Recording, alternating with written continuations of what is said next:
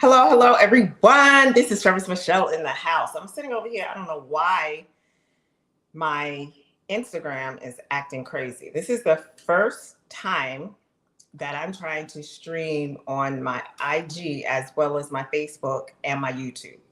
So work with a sister, and it's acting crazy. So I may have to disconnect you guys over there on IG and just like send them a link or something.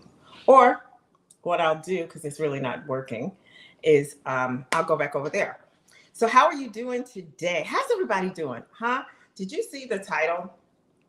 It's Celebration of Life. What are you doing in your life? Huh?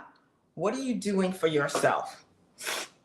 I said I had an announcement, and I wanted to, instead of like there's certain people I would call and that kind of thing, I just wanted to do it at one time so I could like have the biggest bang for my buck. Okay. Yeah, for my buck. Okay. Um, how are you celebrating your life? Are you holding on to what you thought you had, holding on to what you um, think you want, or are you going out there and living? If you are on my YouTube and on Facebook, I need you to please go ahead and give StreamYard permission, because I want to be able to shout you out for coming on. And please also share. So I'm going to say, hello, everyone. Please share. Right. I'm really excited. So I'm going to get to it. The reason that I have you guys on here tonight is because I had some news. To give a little bit of a backstory to those of you who don't know me and know my story, November 2021, I was given the news that I had cervical cancer, stage 3B/C, and that it was curable. Now, I don't know about you, but nobody wants to hear that. We ain't got time for that. You're living my life. I'm expecting it to do more things, get my business really, I was ready to get to the next level. And this is really what's happening right now.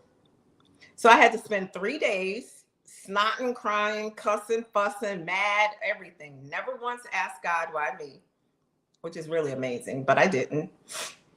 But I had to go through all of those emotions and feelings.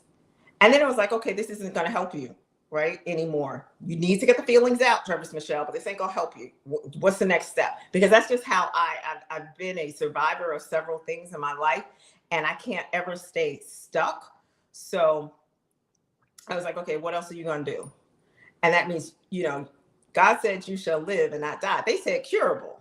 They didn't just say you had cervical cancer. They said curable, and we're going to treat it aggressively, right? And it's going to be a grueling story. It's going to be a grueling journey. So I had to make a decision how I was going to show up for myself. I had to make a decision. Am I going to keep myself priority number one? Am I going to still celebrate life? Am I going to roll over and say, that's it? And I don't know. And it's going to be hard. And guys, I don't like needles. So, it's going to be painful. Never had chemo before. What is this radiation thing? What's this going to look like? I'm single. I have my home. I have my dog. I have to take care of myself. I don't want to be a burden to my children. I don't want to be a burden to my friends. So much I need to work. There was so much going through my mind. And I had to take a stand and say, okay, Chica, he said curable. That's what you're going to hold on to. So when everyone else heard that cancer, I heard the curable part. And that's what I had to stick with. And my relationship, I didn't say my religion, my spirit, the church, my relationship with God was such that I was like, look, God, you said that you wanted me to share my story. You told me that I am a speaker. And the only way I'm going to be able to do this is if I'm alive. So I shall live and not die. You guys show up, show out. What's up? What's the next step? And so I was able to have a great team of doctors from Columbia, New York Presbyterian.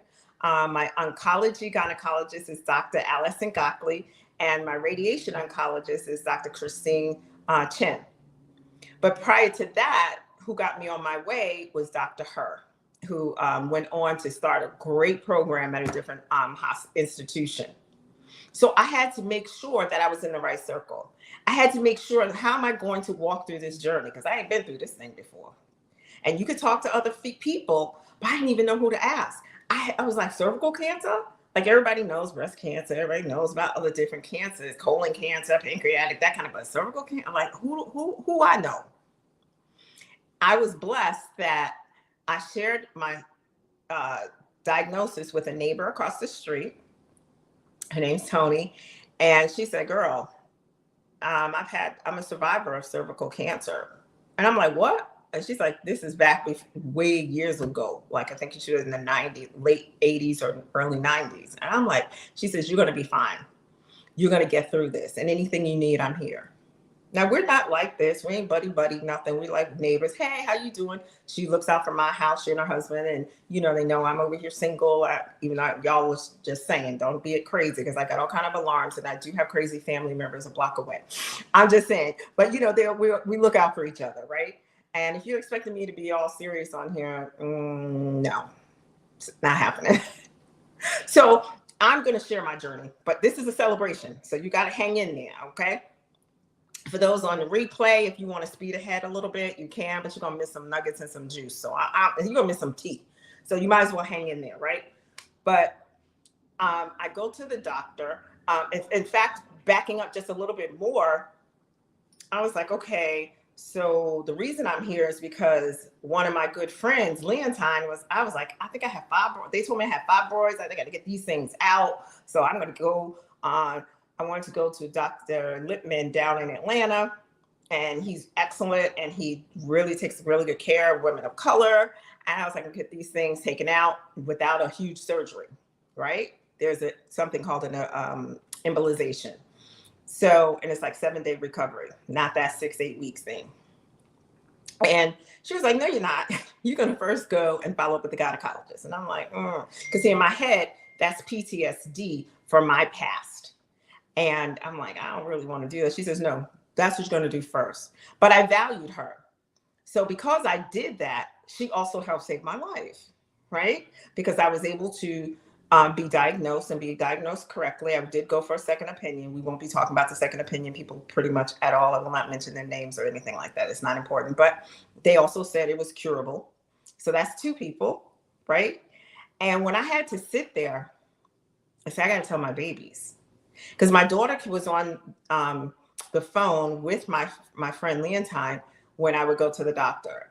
And then I had my other friend with me in person. In fact, Leontine was there in person with me as I went through one of the most excruciating biopsies in a doctor's office. You know, and my doctor is very gentle, but, you know, considering. And she held my hand through the process. So now, when you're waiting for the biopsies, right, I'm like, okay, God, I know what I didn't do all these years. So Dr. Herr didn't want to say it was a tumor. And I loved her for that. Because can I tell you that my team that I chose with God's help, they believe in God. And she's like, we're not calling it that, but we're going to wait for the results. So when the results really came, and she's like, are you busy tomorrow? And I was like, no. She goes, okay, I made an appointment for you. What doctors do that?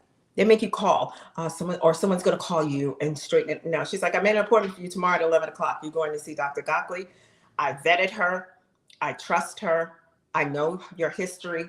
It's a good match, and you'll be fine. Who does that? And I'm looking at the phone because, you know, by profession, I am a registered nurse. So I've been on the other side. And I was like, okay. And when I met Dr. Gockley, when I tell you warm, answered every question that my team had, because I had team Travis Michelle. So I was never by myself. Throughout this whole journey, I've never been by myself, ever, including you Facebook family, right? Because you guys have been praying for me and being positive, and you just don't know how that has helped me. You have, like, I can't even express it. I can't even explain what it means when you guys would like my page and say, we're praying for you, you know, just to giving me acknowledgement as I'm going through, right? And a lot of you I have not met. I just looked at my numbers and said 1.4K or something. I'm like, where did y'all come from? But anyway, I'm happy that I'm so happy that you're here. So after that, I was able to, like, they were asking questions and stuff, and I'm just being very transparent because a lot of you are going to wonder, you know, have you been going to the gynecologist? And my answer was no. Did my team make me feel bad because I had not been going to the gynecologist? Now, as a nurse, we have to have tests all the time. We get our physical, all this stuff. But I wasn't doing that. I did my HIV test, in case y'all like, really? Yeah, I did all that stuff. But y'all going down there I don't think so. Specking on that big metal thing? I don't think so. We good, right? Everything else is good. I don't have no infection. We good. And I hadn't gone in 10 years, over a decade. And I can say it because you can look on Columbia EDU, their Twitter, their Facebook, and their website and see that that's what I said. So there's no sense in me being uncomfortable, which is still uncomfortable, or being ashamed about it because I put it out there. And I only put it out there to help other people. Hi, Dr. Joe. Hi, Dr. Miata. Thank you so much for popping in. See, my team is here. Okay, Team Travis Michelle. I'm just saying. So that is how it started. And the great thing is my doctors never made me feel uncomfortable because I had not gone. Because on the questionnaire, they said, have you ever been sexually assaulted? And I put yes. How many of you have been to the doctor and a gynecology office asked you that on their form? Some may have, but I'm gonna tell you now, as a nurse, and this is my 26th year, I know, guys, I don't look at. Anywho, I can say I have not seen that. And you know what they said to me? Don't worry, you're not the only one. Don't worry about that. We're moving past that. You're here now. In fact, my original gynecologist thanked me, and she was a woman of color. She was Asian. And she said, you know what? Thank you for coming in, and thank you for coming back. Because a lot of times what will happen, we hear that noise, we freak the heck out, as we should, right? And then we don't do anything. You go into like a state of panic and analysis paralysis, and you're so ashamed, right? Because they make us feel ashamed if we can't deliver a baby. They make us feel ashamed if we can't carry a baby to the end. They make us feel ashamed about our bodies. This is what society does. I'm just saying it out loud. Y'all can disagree, and that's cool. But this is my Facebook page, so I can say what I want. Anyway, moving along. And I thanked her for that. And she was like, so this is going to be the process. And so when I got to Dr. Gockley, one of the best gynecology oncologists and surgeons in the whole wide world, not just the whole wide world, she says, I'm going to be here right beside you. The team is not going to let you go through this alone. Whatever we can do for you, we're going to do. When I tell you, she made an appointment because Leontine is a doctor and she had clinic, and my daughter started a new job as a supervisor. Her name is Sasha. And she's like, Ma, I can't, I said, don't take off from work. We'll just do it on Zoom. My doctor did it. I think it was like 5:30, 6 o'clock at night. Really? That was my appointment? Are you serious? She was like, don't worry about it. You'll be the last person for the day. She says, I'm just going to let you know that I may not be as professional as I normally would be. And we busted out laughing, right? Because she's real people. And we were like, good. So that means we can let our hair down too. Can I tell you that she stayed on the phone explaining everything to my team for 2 hours? She explained it. She gave us visual so that we could see it. And then she answered our questions. And they had a whole lot of questions because I'm a registered nurse, but see, I'm a patient right now. And I'm like, okay. So the questions that I may not have asked, they did, right? And she was so thorough. And she says, are you sure? Because my daughter is not in the health field. And she would ask a question, she would explain it. And then she explained it in different ways. So now this was November 5th, the 12th confirmed, December 1st. Now I had to have a MRI. I had an MRI and some other stuff done, biopsy, all kind of craziness done. And December 1st, I started my first radiation treatment. I got up. Let me tell you something. I popped on my eyelashes. This was only for like the first week because I had to do 5 weeks, 25 radiation treatments. And then for 5 weeks, one day that week, I had to have chemotherapy. And I was like, okay, I'm good for the radiation, right? Because you don't have to give me any needles or anything. I just go in there, lay down, this flat like thingy comes down. I don't know what to call it, this chemo branch or whatever. It comes down like this and it shoots the radiation. Same amount of radiation consistently, doesn't change. And they told me, you're going to be fine the first week, but about 10 days in, it's going to hit you. And I was like, well, are you increasing the radiation over time? And she's like, no, it's just that radiation accumulates. And I'm being very detailed about this. So like I said, those on the replay, if you want to skip ahead later, I'm on live now, so you can't skip nowhere except in your house. But when it's over, you can skip ahead, especially men. You may not want to, but you will be missing out because we're ashamed and we don't give the information. And I'm putting myself out here transparent, okay? Because it's my goal, it's my responsibility, it's my assignment to share what happens and how I went through it. It doesn't mean everybody goes through it like this. It doesn't. But if I can encourage someone else, especially someone that's in the melanated community, because I'm going to tell you right now, African, Asian, Latina, Black, Caribbean, we're not treated the same. Just like we're not treated the same when we go for anything else, you're not treated the same in healthcare. But at this place, I was treated at New York Presbyterian Columbia like a human being, like a woman going through cancer, regardless of my color, regardless of my age, regardless whether I went through treatment and did stuff and I passed the way I was supposed to or not. I was respected and I was made to feel that I was important and that I was part of a team, not by myself.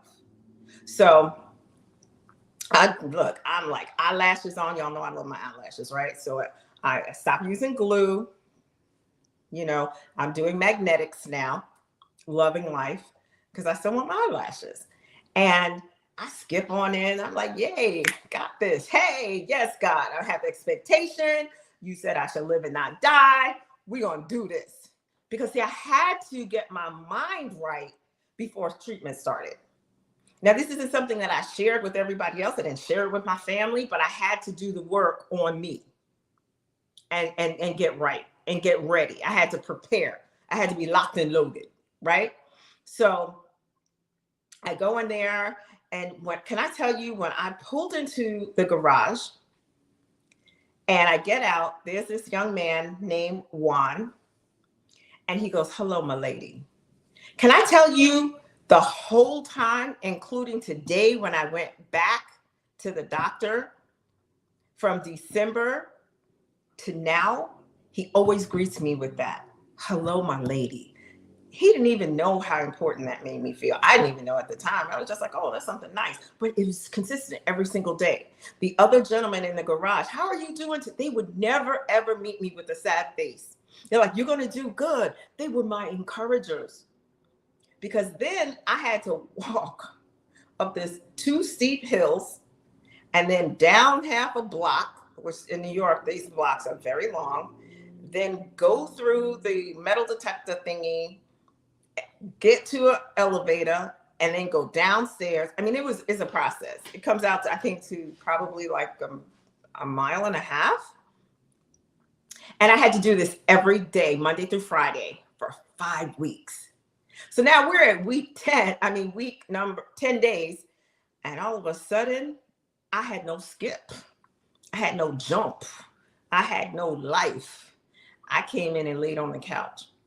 Now, for my first chemotherapy, that first week, my daughter took me because I had no idea what chemotherapy. I know a lot of people can take themselves, but I was like, I can drive myself Monday through Thursday, but on the Friday, my daughter's like, I'm coming with you, Ma. Well, they gave me way too much nausea medicine. And some of the nausea medicine makes you sleepy. And I'm like, I told them I'm a lightweight, but they wanted to make sure I didn't have any nausea. They wanted to make sure I wasn't throwing up, because once you start doing that, your mind has memory and you'll just continue. So I was out. I don't really remember the ride home, but I did tell them the following week, like, y'all can't do this. I can't take it. And so they decreased it. And then there was one med they had to just completely take out. So now we're into day 10, day 12. And I'm like, oh my goodness, I'm not tired. I'm like, done. What is going on? The fatigue was crazy. I mean, absolutely crazy. I would come in and lay on the couch. You know, that was all I could do, and sleep. And then I'd have to take off my eyelashes, take off my makeup. I didn't want to eat nothing anyway, but I tried to drink something and then walk my little dog, who's 5 pounds, who's sitting over here on the chair. He's quiet today because he's on the chair here, and started again. So in the meantime, I'm supposed to also publish a, what do you call it? I wanted to publish either a book or a journal. That wasn't happening. Because like the chemo brain, I was like, this chemo is like, what the hell? Now it's a poison, but it was a necessary poison. I understood that. But guess what? December 19th, I published my journal, Boss Up with Confidence, 30-day journal to help you gain back your confidence one step at a time, using my WALK method. Now, I know you're wondering, but you just said you were out of it and you were so tired. Prior to this, I had told my team, I need to turn my online course. I'm not going to be able to do this online course now, but my coach, Angelique, Digital Angelique on IG, she was like, yeah, but you can turn it into a journal. And I was like, okay. I said, team, no matter what I say, you guys, we're going to turn this into a journal. They were like, okay. I said, I know I'm going to be tired or whatever, but they were like, we got you. What was I thinking? Was I crazy? Like, it must have been the chemo working. Oh my goodness. Tiffany Teachy, who is a hidden figure, who is a friend of mine. And I say she's a hidden figure because she is an actual mechanical engineer, wears a hard hat and everything, y'all. But she's, I always give her credit. She's a Delta down in South Carolina, involved politically, is a multiple best-selling author of children's books, is STEM her, believes in science, technology, engineering, and math. And she was like, no, you're not publishing this journal under me. You're going to keep your own money, right? Because this is your business. This is a business, and this is what we're going to do. She didn't have to do that. Somebody else was like, okay, I'll do it for you.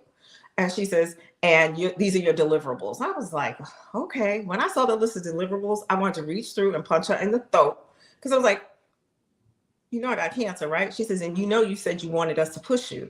So you gave us permission to push you. So that's what we're doing. So she's on a Zoom. My daughter's at the house, and I'm trying to pick out pictures. I'm trying to pick out what we should do. And my daughter's like, no, why would you put this on? So my daughter helped me with the pictures. And then my daughter read it. She goes, I'm your ideal client. And she's like, Mom, this is too much. You're too wordy. What's going on? It's too much writing in here. And again, I want to punch her in the throat. And y'all better step back, because my braces, I'm spitting a lot tonight. I don't know why. Juicy mouth. And guess what I did? I decreased the wording. And guess what? December 19th, I published it. Hit that bell, right? I hit the button. Tiffany's like, okay, come on, let's hit the button. I was like, all right. And she says, we have to get people out there. So I was supposed to wait for her to compose a nice text for people and it'd be all professional. I was like, okay, I got 2 brain cells that are possibly working right now. Y'all help me get to best-selling author #1 on Amazon. Thank you so much in advance for your support. And I hit the send button. She was like, no, I didn't want you to send it like that. I said, but you know what? This is all I have. I know we're supposed to look pretty. I know we're supposed to have a beautiful launch. I know we're supposed to do this and have a pre-sale and la, la, la. I ain't got time for all that. I'm tired. It's done. And guess what? I was also made to feel a little uncomfortable, and it's not important who it was, because I didn't do it a certain way, right? And they were like, oh, is it going to go and be #1? Do you need my help, etc.? And I guess they meant well, but they don't realize that they could have made me feel like absolutely sugar, honey, iced tea. And Tiffany had my back. She was like, don't you worry about it. We got this. I've done this before. This is not my first rodeo. It's going to #1. And guess what God said? We don't need to be with anyone else. I got you. And it went to #1, and people bought it in Great Britain. So with that being said, y'all, go on over to Amazon and purchase Boss Up with Confidence 30-day journal by yours truly, because it really does work. Because I had to put myself back through that walk method. After that, that's right, Dr. Miyata said, not listening to the opinions of others, right? And because I had a strong team in my ear, I was able to not hold on, because you're already feeling crappy. You're already like, God, I know you said I shall live and not die, but you know it's still cancer. I'm a registered nurse. I deal with oncology patients. You know the process, right? But you have people in your ear who are still saying, but you got this. Don't worry about it. And guess what? I did. So going through the rest of my journey, I finished up. And can I tell you, my last week of chemotherapy, I drove myself. So 22 of the 25 times I had to go for my radiation, your girl drove. Doctors were asking me how I was doing it. Anesthesiologist like, what do you mean? We hear you drove here yourself? I was like, yes. The guys in the garage were like, what's going on? Everyone's like, how are you doing it? But because I enjoyed driving, I knew that I had to keep some sense of independence. And I have a 6-speed. So, driving my 6 shift and stuff, it made me feel good. I can't go to my car meets, anymore. I can't even really do a whole lot, but at least I can drive. So that's what I did. And I'm sharing this with you because when you push yourself and don't allow yourself to get lax, and you have every right to, yes, but I'm saying it because being a cancer warrior, I can talk to us cancer patients like that, warriors, other warriors like that. But when you push yourself, not if you physically can, I understand that, but when you push yourself mentally, your body will follow. I don't know how my body followed, because when I look back now and trying to climb that thing, let me tell you something. Going up that hill, snow, sleet, rain, 10 degrees. So I live in New York City. Wintertime, you got to put hat, gloves, and I'm colder with the chemo, and maybe another pair of gloves, my socks, my thermals. By the time I loaded up, I was tired. I had to wake up an hour and a half early to 2 hours just to get ready so I can make it to the car. Yeah, the struggle was real. And then I had to carry that dead weight going up these hills. And I can tell you how I made it up the hill, because people want to know, well, how you did it. One, always my foundation, God. And then he brought my circle, right? But I have 3 of the best children in the whole wide world who became my caregivers. And that's Sasha, my daughter, Akil, my son, and Khalik, my son. And between them, they have 4 children. Khalik doesn't have any. So as I'm walking up these steep hills, I'm like, Akil, Sasha, Khalik, Rain, Ethan, Aubrey, Christian.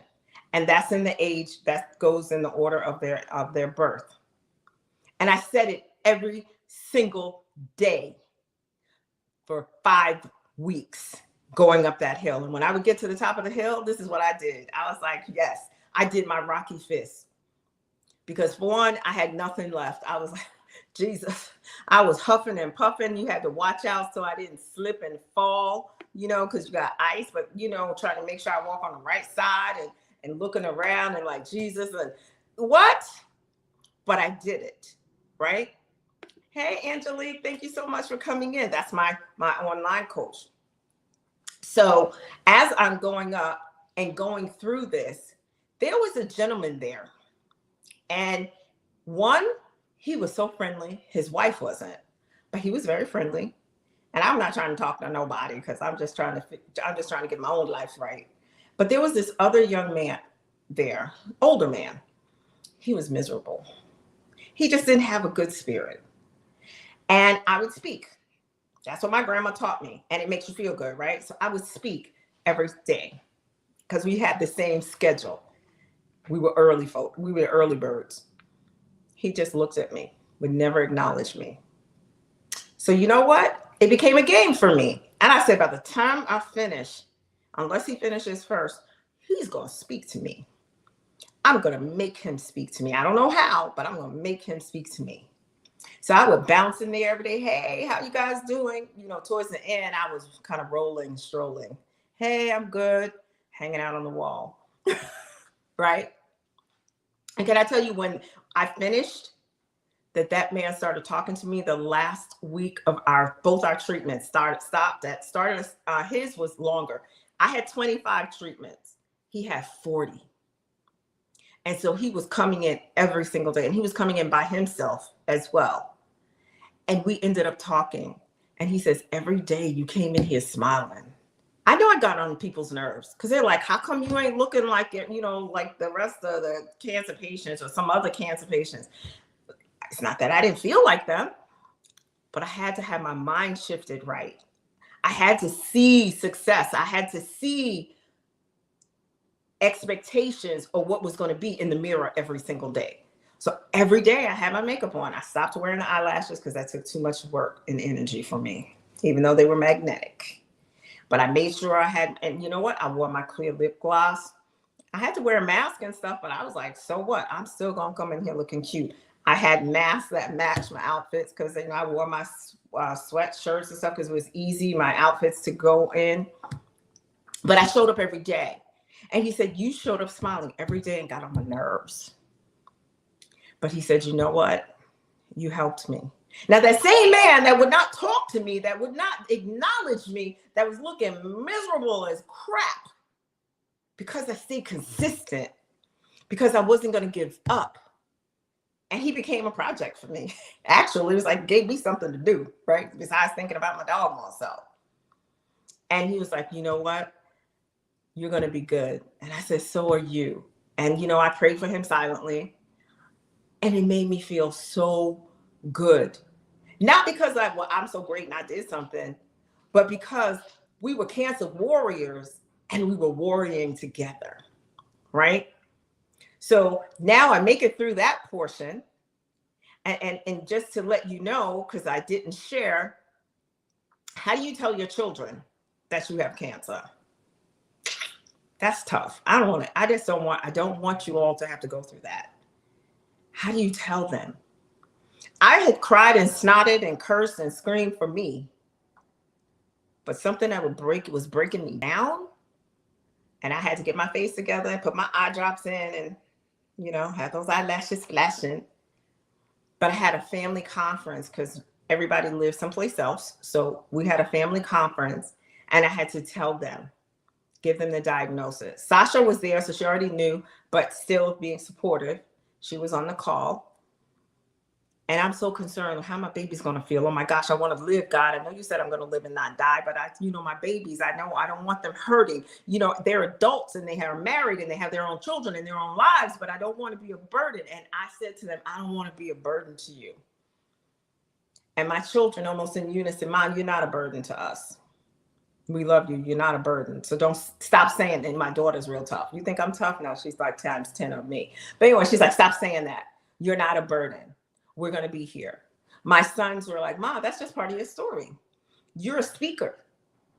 So you're supposed to go out and share. That's what God told you were supposed to do. So that means you just add this journey to your speaking. And I'm like, okay, I know I raised them. They were in church every day, all the time. Not every day, but, you know, they were very involved. I was very involved. Their dad was. And you never know how your children are going to. They have to make their own choices. You just present it, make sure it's available, but they have to make their own choice. I'm like, so y'all were listening in Sunday school. You were listening when I was talking to you. You were listening when, you know, they were my encouragers. They were the ones that kept me going, right? Angelique says, yes, I definitely stayed friendly and positive. I did. I tried my best. So now that spurs me on more because I know I'm not a burden to my babies. And my daughter, you know, she has her busy life, 3 kids, 2 dogs. My former husband, her dad, he lives at the house with them. Plus, she's married. She's a supervisor of several people. She got stuff going on. And she was driving an hour, sleeping on my couch, waiting for me to get dressed to take me for 4 hours of treatment to come back. And sometimes I had to go to work that night. That's crazy. And I was like, okay, I think I can drive myself now. So when I had to go for my second part of my treatment, it's high dose radiation. And the high dose radiation, I'm not going to get graphic and share with you, but let's just say it's internal. I have to be on the operating table for quite a while. In fact, it was an all-day affair, so y'all can just imagine. Again, I'm afraid of needles, so they had to try to find a vein, and it's not easy finding a vein. And I'm knocked cold. And then my son, Khalik, they would literally put me in a wheelchair, give me to him in the car, and he would drive home. I can tell you I don't remember those rides home.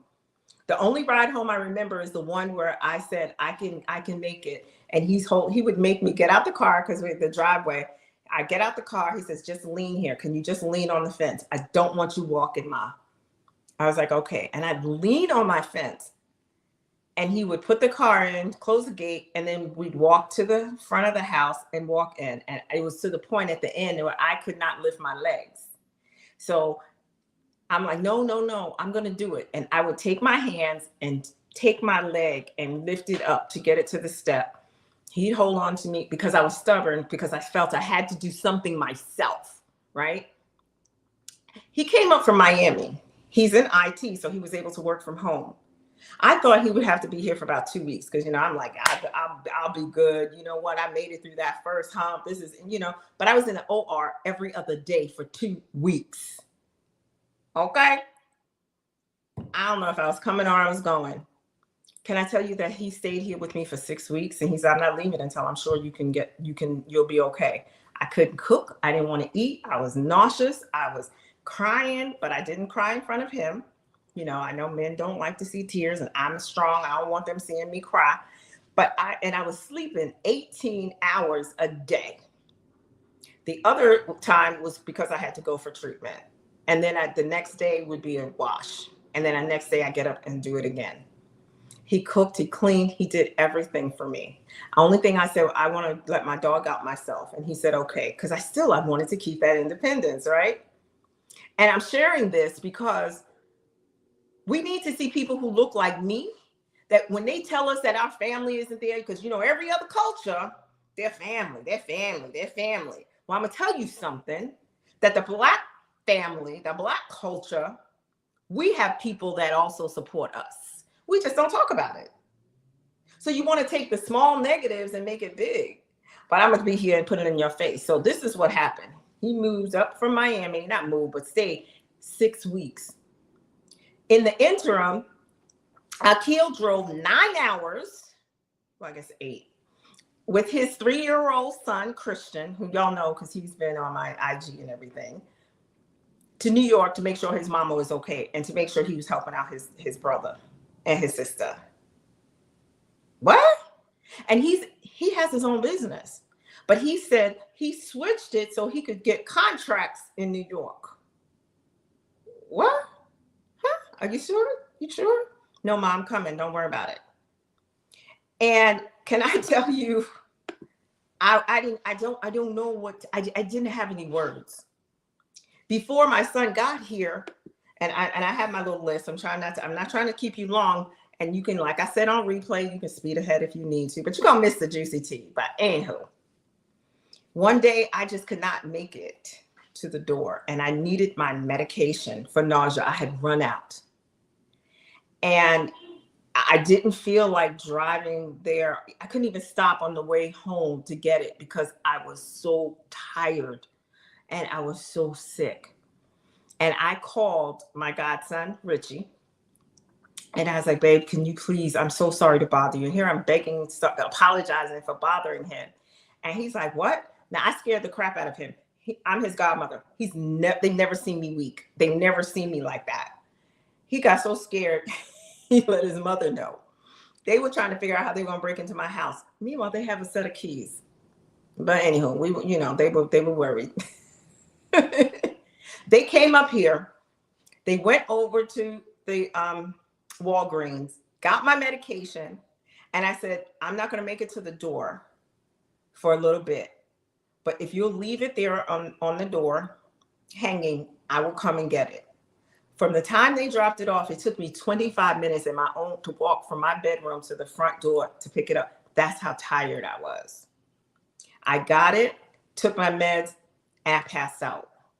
See, that's family. And I'm sharing that with you because, again, that myth that Black folk don't help each other and we're not about family is a lie.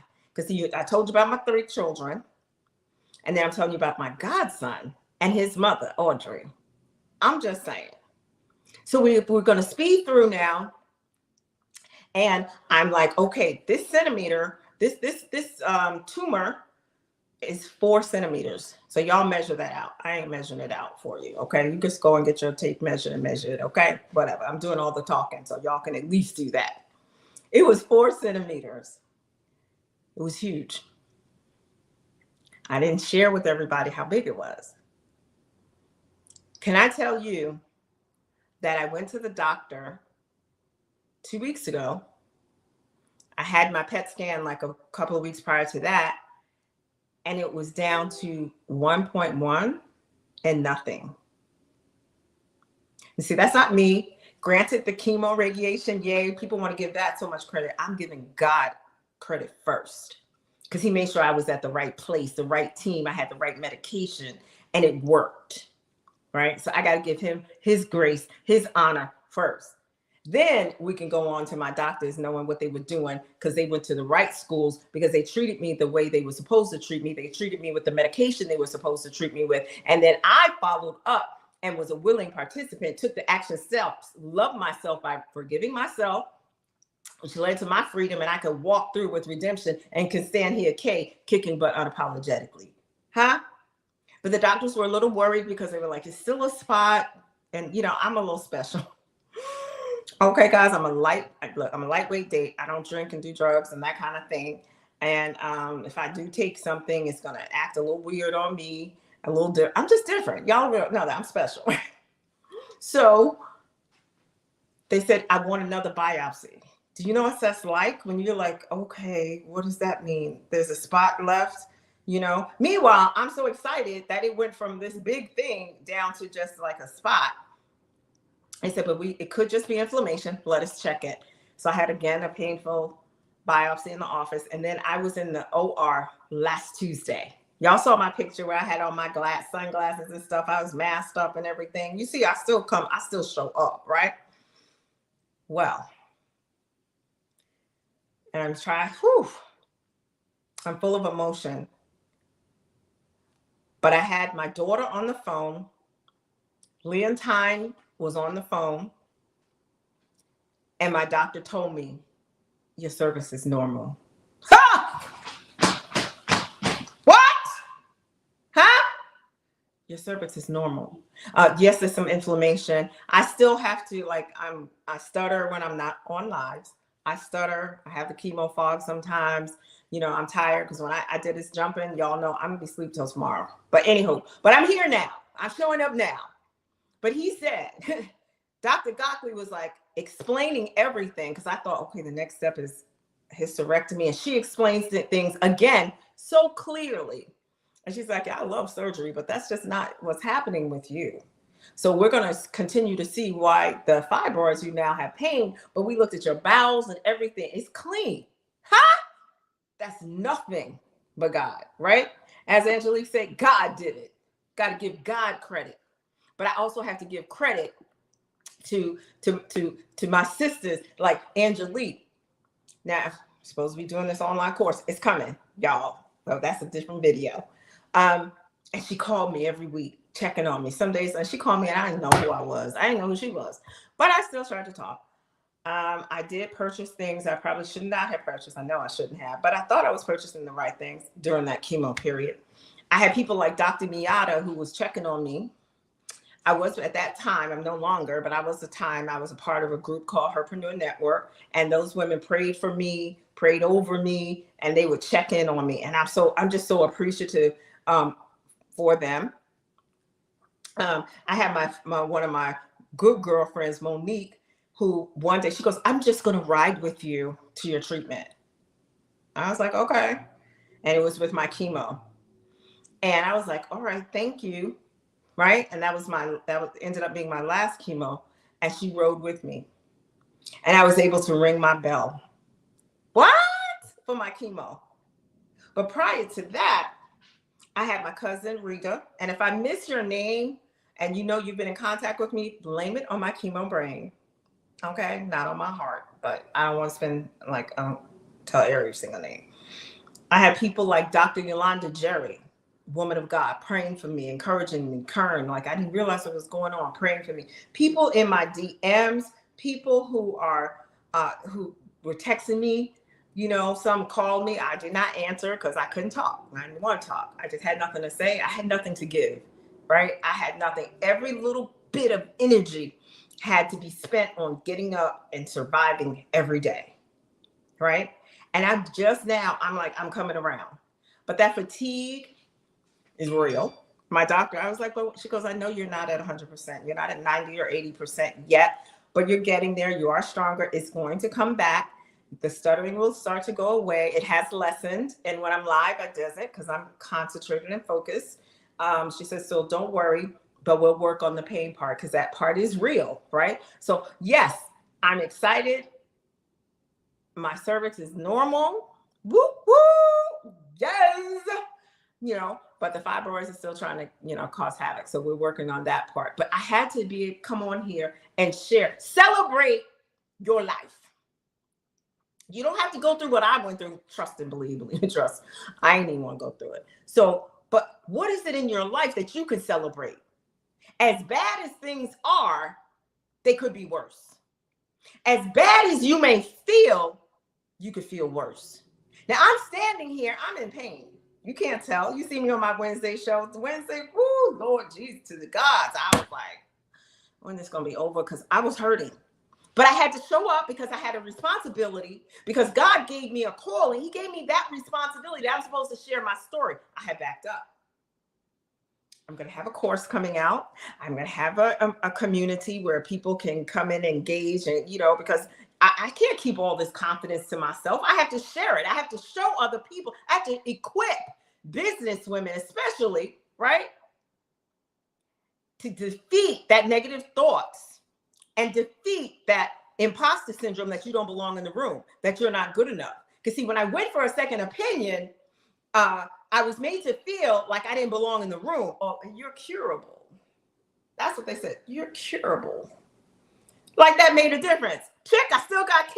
What you talking about? I still got to go through the process and the journey. I'm still going to, I don't even know what the process is going to look like. And I hear you saying it's curable, but you're dismissing me. But that's what they did. So I knew, and my team heard it because they were on the phone too. So it wasn't just my being in my feelings and that I was weak. No, they heard it also. I was like, don't you dare go to her. Don't you go to that hospital. You're going to stay with Dr. Gockley, Dr. Chen, and you staying over at New York Presbyterian. And that's exactly what I did. And when you are going through things, events, divorce, loss, racism, health issues, losing a job, a relationship ending, doesn't even have to be that it's a divorce from a marriage, a loss of a baby, feeling like crap because of past things that have happened and you still living back there instead of living in your present, in your now, I need you to remember you in charge of your destiny. Now, was I in charge of the cancer? No, of course not. Come on. Because, some of y'all are going to be distracted with that and be like, oh, okay, cool. God, I just want to acknowledge that for some of y'all. But the rest of you, I need you to hear that you are in charge of your destiny. I said at the last minute, I was like, I'm coming on at 8:00. I even did a flyer. Guys, I had not been on Canva and done a flyer in, I can't remember when, prior to this even starting. But I was like, this is so important. I need people to be here. I need them to be in the house. I need them to be in the place. And then IG just acted up. So IG, y'all, I'm gonna have to tell them to come over here and look at the YouTube, because we're on YouTube as well, and look at it. But I need you to know that you are more than your circumstance. I am more than the cancer. Because see, I was like, oh, cancer, you think you're using me? No, I'm using you. I got my handicap because I can't walk as far as I could before. Oh yeah, I had that. Yes, absolutely. I lay hands and I have oil because I'm a member of Greater Allen Cathedral of New York, Reverend Elaine Flake. Let me tell you, and Pastor Floyd Flake, who's a past founder. Let me tell you something. I rub hands, I put that oil, frankincense, and myrrh, y'all. I ain't no joke up in here, huh? And I was praying over myself. And I was like, oh, yeah, tumor. Okay, you ain't staying, right? And I would be in pain that night like crazy. I said, oh, but you're only temporary, right? Because you got a fighter here. Because see, I'm a warrior. I've been through something that is actually worse than this. So you don't come for me, but I'm coming for you. See, I had to say that. So when people keep asking me, I don't understand how you've gone through it. And I've had people who have cancer and going through it, and they're like, I'm still in denial. And they're older, and they're women of God, they're Christians, and they're like, but I don't. And I said, but you got to put your faith in God, and then you got to do the work. It's not enough to say, I'm gonna pray. Okay, prayer is an action word, and then I'm gonna wait. It's still an action word, right? You have to believe. But I knew I couldn't talk to them forever because they were taking my energy, and I didn't have a lot of it, right? So I could give what I could, but then I knew I'm not going to be able to talk to her all the time. I'm going to have to be able to pray for her. You got to know your place, your role, what you're going through, put your limitations on. Because see, I was priority number one. I am priority number one. So y'all see me and I say no, N-O, then I mean N-O. I'm not going to do things. See, I'm Travis Michelle. I'm a reformed people pleaser. Yeah, that's right. I'm a reformed people pleaser, making everybody else happy in church, making everybody else happy in my relationships, making everyone else happy on my job, my patients, everything I was doing. But guess what? Most of them were not happy with what I did because I didn't do it exactly right, the way they wanted me to, when they wanted me to. It didn't look right to them. I wasn't satisfying everybody that I was trying to satisfy. But see, now that I'm priority number one, I'm like, okay, that's cool. I'm good with that. When it came to shaving my head, let me tell y'all know how I love my wigs and love my hair and doing all that. And I'm a Leo, the best month is coming up next month, July. I'm just saying. Anywho, instead of me saying, Michelle, my hair, my scalp's killing me, and it was killing me. I mean, I have never had my scalp hurt and itch at the same time. She says, that's because you're going to lose your hair. And I was like, what? So instead of me saying, oh my gosh, I'm losing my hair and that kind of thing, and then technically it said the doctor told me I would not lose my hair, but it started shedding and patches and all this. I took it in my own hands and said, okay, I'm going to shave my head. Audrey says, okay, I'm coming with the clippers. I was like, oh, she says, when you want me to come? I said, now? She says, I'm on my way. See, that's family. She says, I'm coming right now. Put on my towel and everything and talked to me. And then he left me my aloe vera gel for my scalp. What? And my son came up and was like, Mom, it looks really good. Audrey says, wow, so you got a peanut head. That's what my grandparents used to call me. She said, you can pull this off. Again, that circle. They didn't say, okay, don't worry about your hair and it's okay. And no, they were like, no, you look great. You can carry it. It looks good. That circle is important. Now, I still wasn't ready to show this head. I wasn't. I admit it. I was like, cancercare.org. I'm shouting them out. They sent me wigs. They were like, okay, I think they sent me like four of the blonde wigs. I was like ready. I was like, I had already called April, who is my hairstylist. And I was like, girl, you're going to have to put these on my head, clip them and do whatever you got to do. She's like, no problem. You bring it, you come and we're going to get this thing together. And then one day, I was going on live and I was like, I am tired. I don't feel like trying to get this wig right and put the wig grip on and all that stuff. And my son had already told me, he made me go on Amazon and get my clippers. So I clipped myself. I maintain my own stuff, y'all. And I was like, I ain't putting no wig on. And can I tell you that was, I think it was sometime in April. And I haven't worn a wig since. And it feels so good. It feels so free. So this is my signature look. So it's funny when I'm asked to speak, because I've still been speaking throughout this, guys. Y'all still saw me posting and stuff because I was still speaking. I don't know how I was doing it, but I was doing it because I still had to show up. Because I knew if I gave up, I was going to stay stuck. I wasn't going to move forward. I was going to get caught in my head. And it's easy to get caught up in our own head, right? And I had to stay out of God's way, although I did shove him aside a little bit. Just a touch, not a whole lot, but I tried to share the seed a little bit, I'm just being honest. Don't we all do it? But when I said, okay, God, that's right, I'm supposed to be, okay, I got to still do this. I still have to show up. My community is out there for this reason. It's for my story is for other people. My testimony is, my journey is mine, but my testimony is to share with other folks. And then, I had to get past that. I'm worried about people would say the 3.2 people that may be in your community on Facebook that you worried that they're thinking, what's she doing? And may have some negative thoughts. I may never hear about it, but we always got the negative Nellies on there, right? And you worried about them with, what they gonna think and what? Watch me. I'm here to encourage someone. I'm here celebrating life. I want you to know it. And there's a person that I need you. My cousin Rita in Florida. I want to make sure I shout her out. But there's someone who's really, really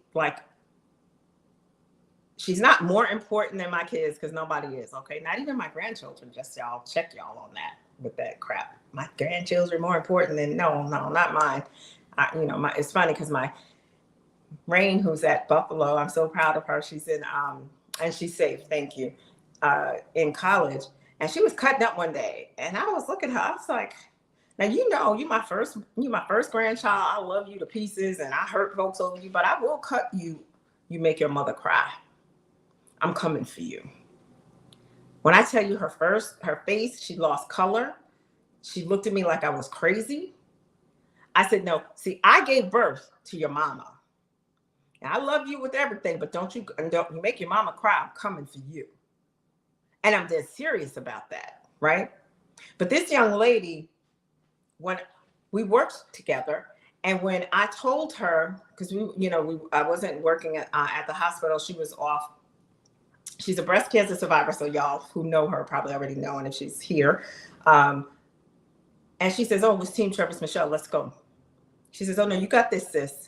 She goes, "No, you're a warrior. You got this." And I'm like, okay. Because see, she's been through it, right? And when I tell you she walked me through, she is walking me through this journey. Because it's great to have your family, but it's better and just as good, right, to have somebody who's gone through. Because when you're going through some stuff, they understand it. She's like, "Oh, you need a therapist." And I'm like, "I've been through therapy already. I know I'm going to get a therapist." She's like, "No, you need one now with a quickness. Your girl's in therapy. And can I tell you, it helps a whole lot and it works, right? In addition to God, absolutely, right? But Michelle, going through her reconstruction for her breast cancer, and then doing the reconstruction, I was going to ring my bell. And no one could make it. Everybody was upset. We were like, "But we can't." I said, "Don't worry about it. I'm a big girl." Meanwhile, I was like, "I'm going to have to ring my bell by myself." But you know what? I have such a strong team. I was like, wait a minute. My docs are there, so I'll be good. The nurses, oh my gosh, the techs, everybody was just wonderful. So I was like, no problem. I'll be fine. But I have to tell truth, shame devil. I was like, I got to be by myself. Michelle was like, "What time is it?" And I was like, "No, I don't want you to come." And she's like, "Don't tell me what to do. What time?" Michelle showed up with flowers. She showed up with 4 tubes in her chest. I didn't know it at the time. Drains. Because she said, "Sis, I'm not going to let you do that by yourself." She made me do the TikToks. They were 30 seconds and one was 40 seconds. It seemed like it was like 10 minutes because I couldn't even go into the room for my treatment because I was so tired. But she says, "You're not going to be here by yourself." See, that team. But again, y'all want to continue to mouth off that Black folk don't stick together, Black women don't stick together, all that crap. That's a bunch of crap. Maybe it's your circle, and if it is, then you need to change your circle. but she was there for me.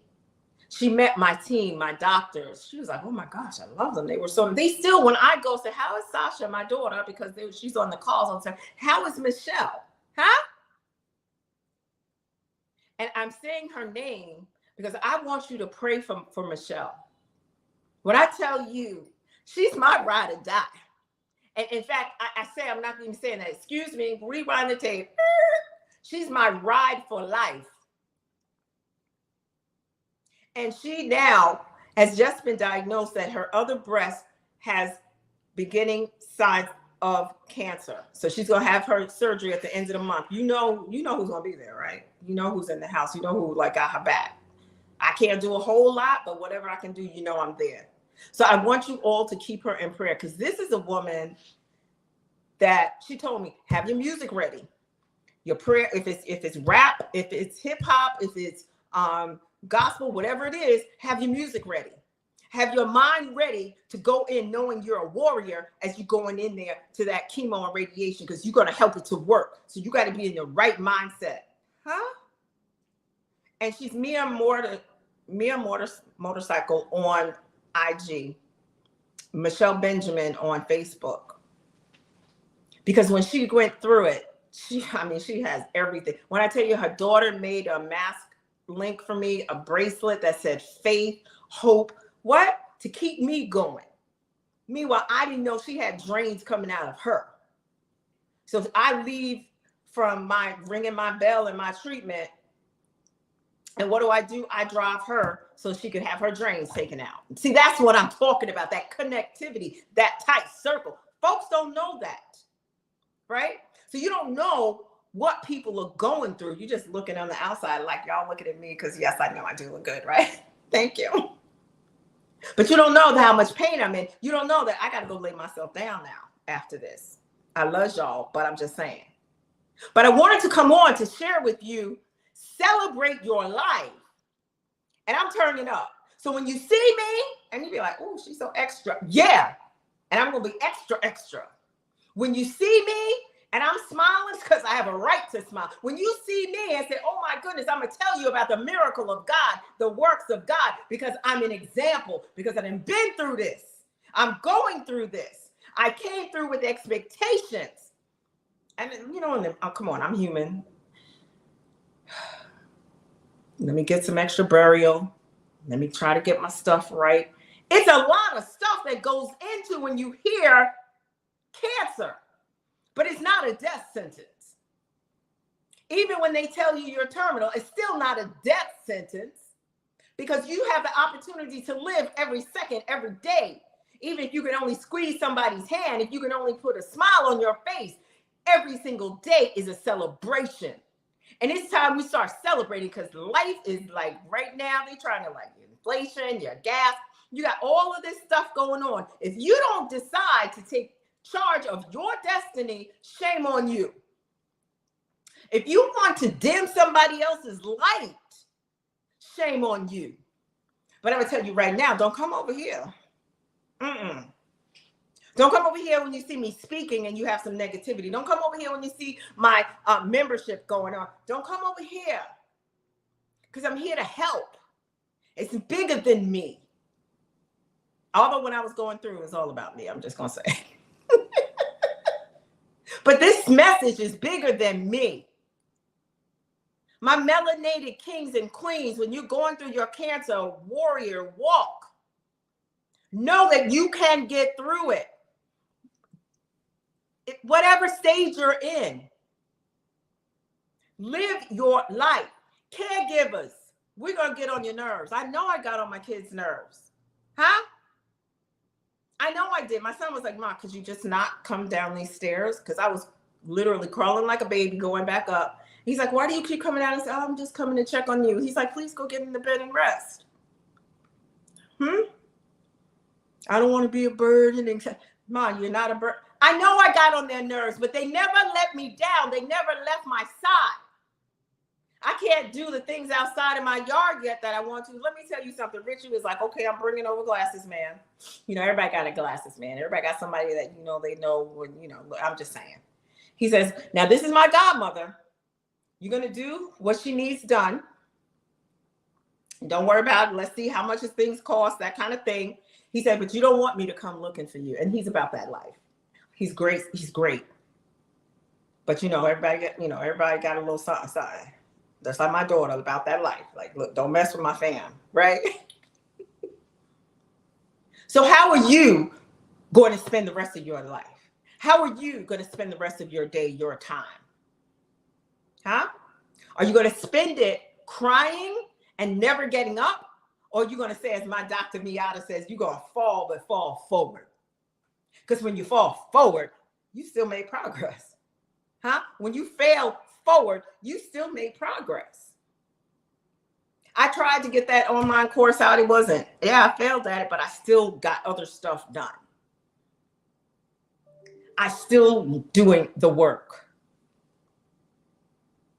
I couldn't do everything I wanted to do. And sometimes I just couldn't eat. I mean, I still don't really like food that much because that's just part of the process right now. Making my family like, look, you got to eat something. My son told me, I'm sending you, he would be sending me stuff from Miami. He would call and just put it on DoorDash or whatever. To make sure I'm eating, No, man, you go to Instacart. My family like, what? You just gonna order from Instacart. Huh? My caregivers, I so love and appreciate Akil, Sasha, and Khalik. My children, the Black family, the melanated people in my life. And there were people that were not melanated in my life. My Dr. Gottlieb is not like me. I have other friends, they don't look like me, but they were in my corner. But I'm talking to my people. We have to stop thinking and saying those words about what we don't do when we do a lot. Because I'm standing here because of that.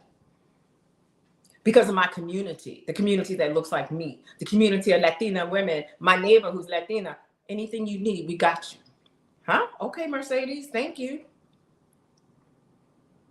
My Latina neighbor on the other side.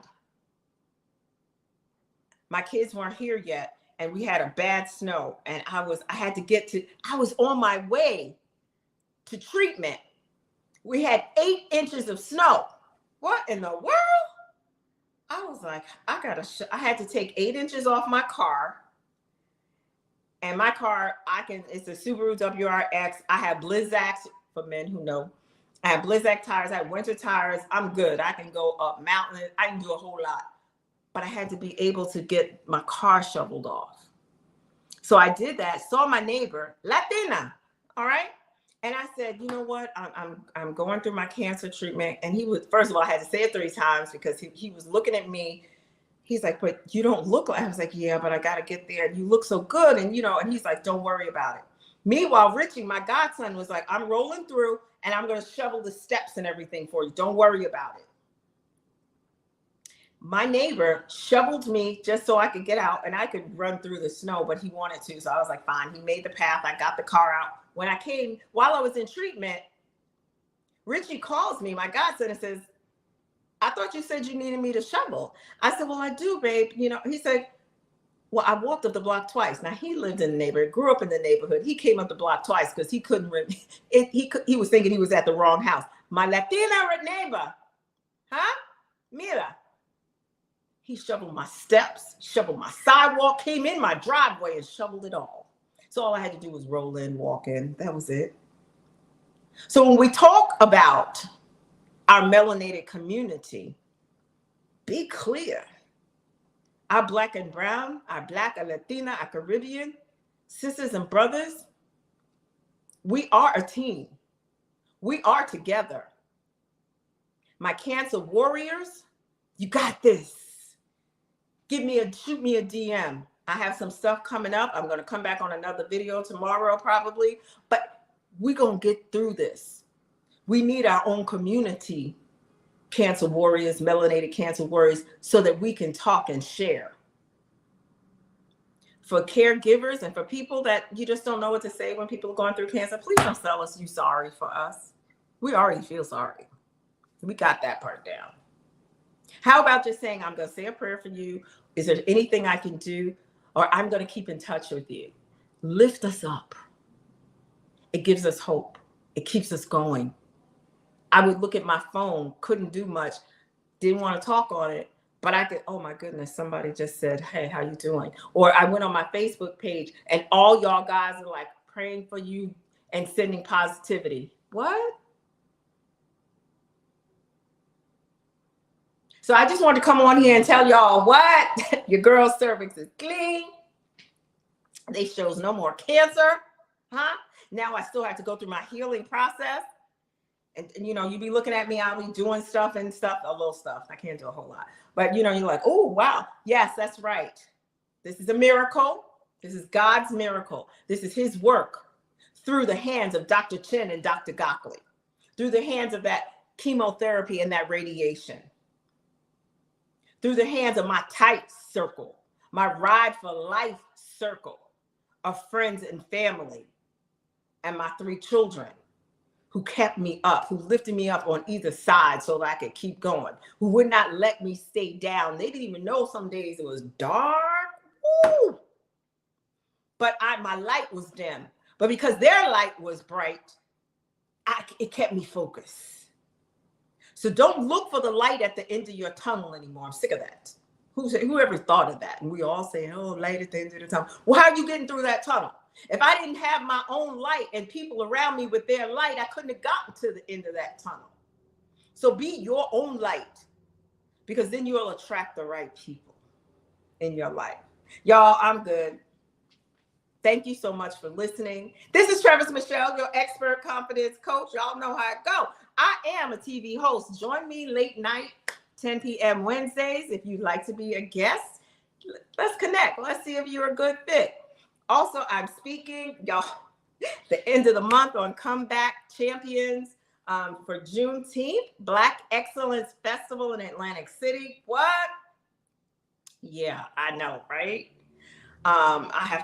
I'm working out my time. Don't worry, because I got to go slow. But I'm there. I'm in the house because people need to hear a word. They need to be encouraged. They need that confidence. You need more than courage. You need the confidence.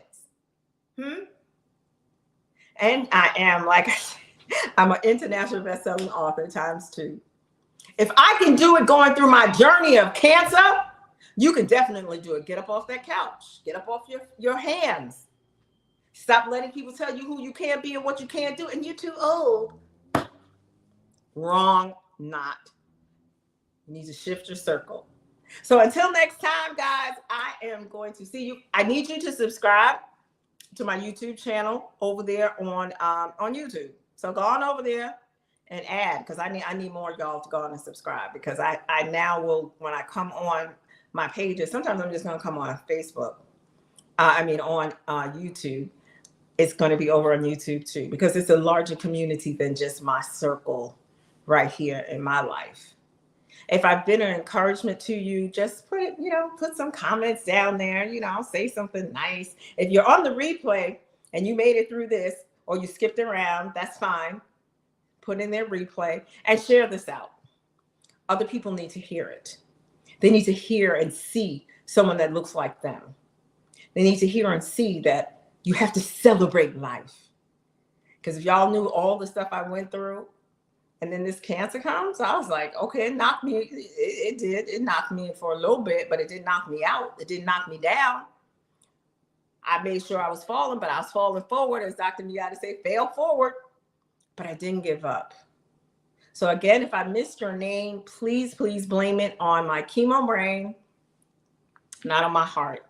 But to everyone who has said a kind word, put a text, a DM, a message, cards that have come, for those of you who know me personally, thank you. I so thank you. Please keep my Ride for Life friend, Michelle Benjamin, who graduates this weekend with her mental health certificate. Keep her in prayer, because she got this, because we got this, because that's my Ride for Life, that she got me through this. So now I'm right there for her. So until then, I'll see you later. Good night.